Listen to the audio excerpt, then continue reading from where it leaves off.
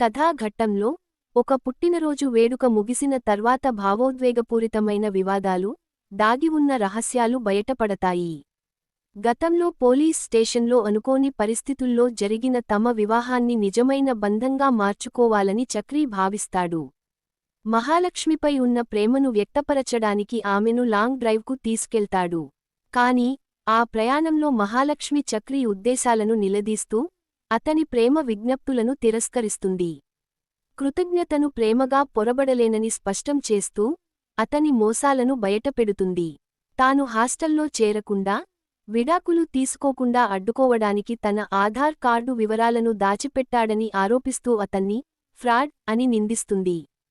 చక్రి ఎంత సమర్థించుకున్నా, త్యాగాలను గుర్తుచేసినా వినకుండా, కోర్టు ద్వారా విడాకులు కావాలని మహాలక్ష్మి తెగేసి చెప్తుంది.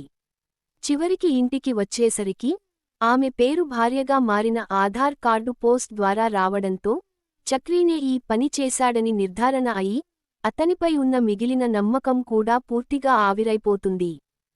మరిన్ని ఇలాంటి ఇంట్రెస్టింగ్ వీడియోస్ కోసం ఇప్పుడే లైక్ చేసి మన ఛానల్కి సబ్స్క్రైబ్ అవ్వండి.